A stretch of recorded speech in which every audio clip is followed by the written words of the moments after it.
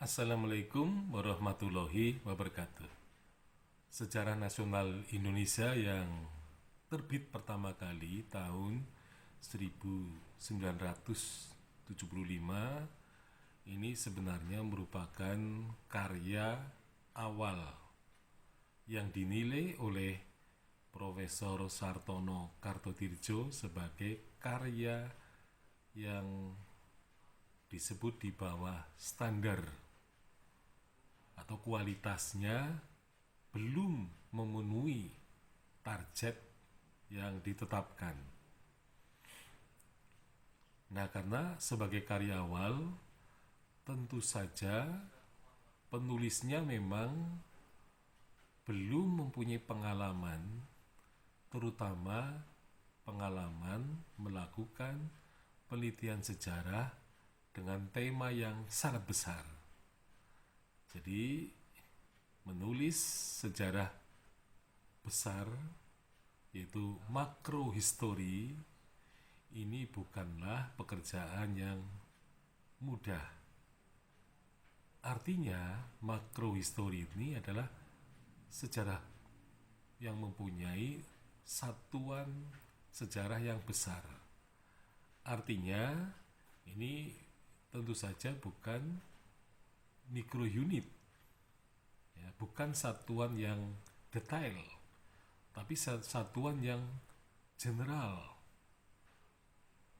Nah, tampaknya menulis sesuatu yang general itu dipandang mudah, padahal sebenarnya sulit juga. Jadi ketika orang melakukan penulisan mikrounit, ya, satuannya kecil, detail, maka sebenarnya tujuan atau sasaran studinya itu akan lebih jelas, fokusnya, ya. Jadi artinya orang akan terfokus. Nah, kalau fokusnya terlalu lebar, tentu saja hasilnya pun akan melebar. Nah, inilah yang disebut bahwa menulis makrounit itu lebih sulit daripada mikrounit. Meskipun orang berpikiran bahwa menulis makrounit itu sifatnya lebih general dan itu dipandang mudah. Nah, padahal menulis makrounit harus dilandasi oleh mikrounit. Jadi kalau mikrounit itu belum dilakukan, belum ditempuh, maka untuk menulis makrounit ini merupakan pekerjaan yang sangat berat. Artinya, sejarawan harus menguasai detail-detail dari sejarah lokal, sehingga kemudian detail-detail itu bisa membangun narasi sejarah dengan satuan yang besar, yaitu makrounit, dengan analisis yang luas, yaitu makroanalisis, dan karyanya yaitu makrohistory. Nah, sebagai karya awal, tentu saja selalu ada kelemahan-kelemahannya.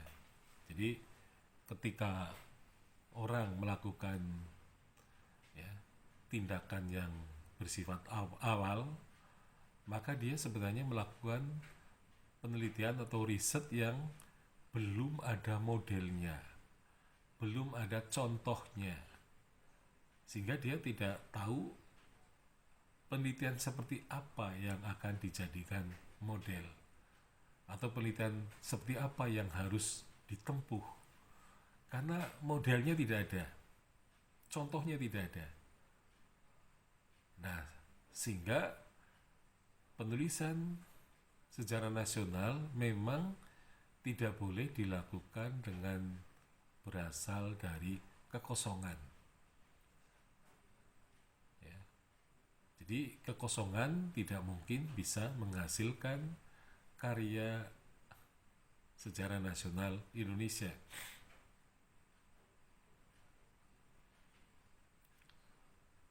Karena sebenarnya memang benar bahwa sejarah nasional Indonesia sebagai makro unit itu memang harus ditempuh dengan mikro unit dulu. Jadi mikro unit itu memang sangat penting karena ini sebagai landasan untuk melakukan penelitian sejarah. Nah, apalagi para sejarawan Indonesia ini belum berpengalaman untuk melakukan penelitian sejarah yang merupakan pekerjaan dari titik nol.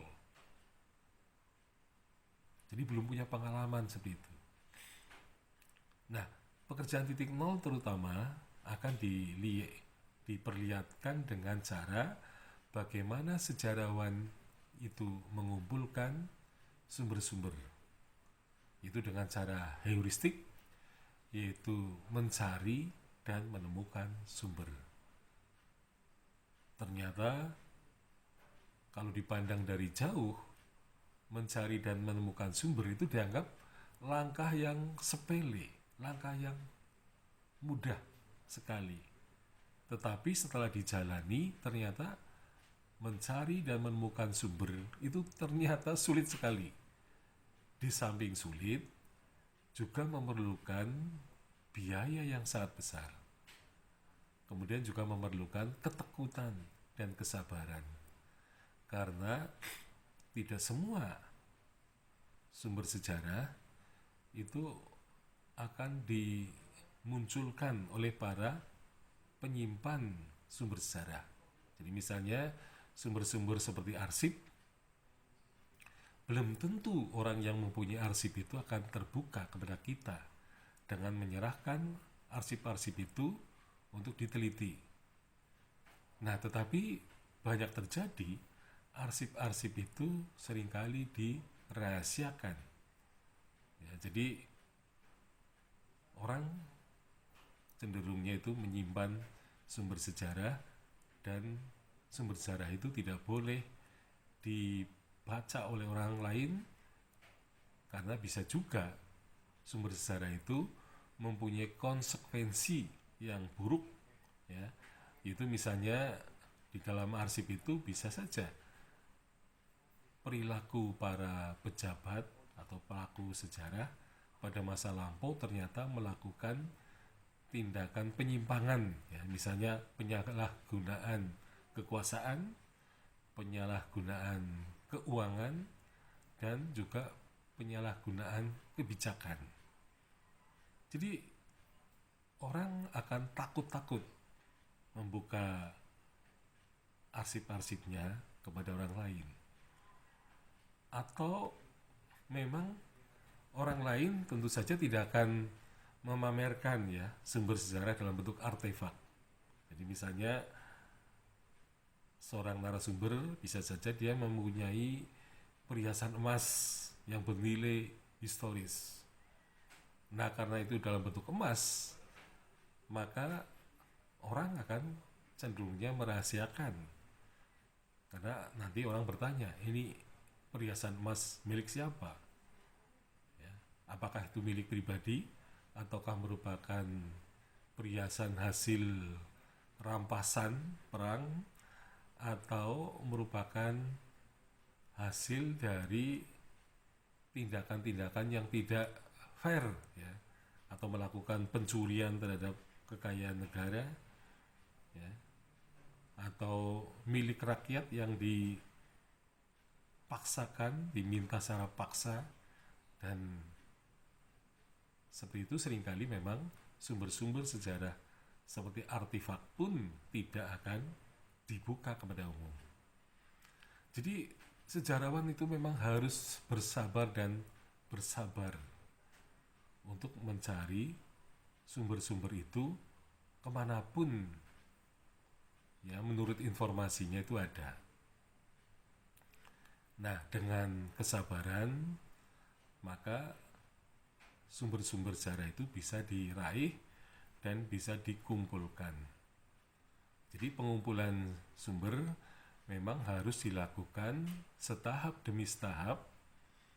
Nah, sehingga kemudian kita menghasilkan kumpulan sumber-sumber yang bisa bermanfaat bagi penulisan sejarah. Nah,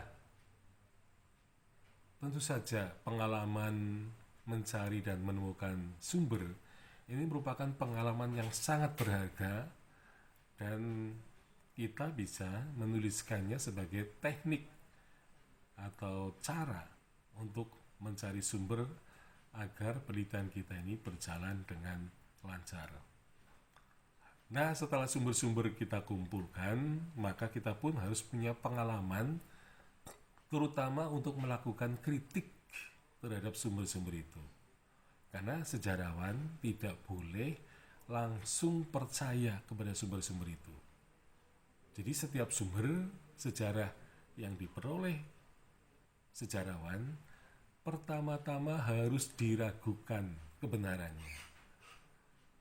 Jadi tidak boleh langsung dianggap sebagai kebenaran, tetapi harus melakukan prosedur kritik ekstern maupun intern, sehingga Sartono Kartodirjo seringkali menyatakan bahwa sejarawan Indonesia belum terbiasa atau tidak melakukan praktek, terutama yaitu mempraktekkan metode kritik.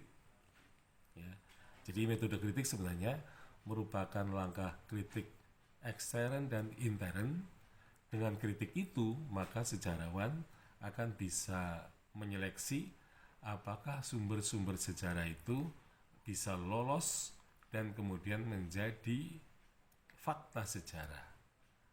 Nah, penemuan fakta sejarah inilah yang sangat penting bagi penulisan sejarah, karena sejarawan tinggal melakukan interpretasi dan kemudian itu dilanjutkan dengan penulisan atau historiografi.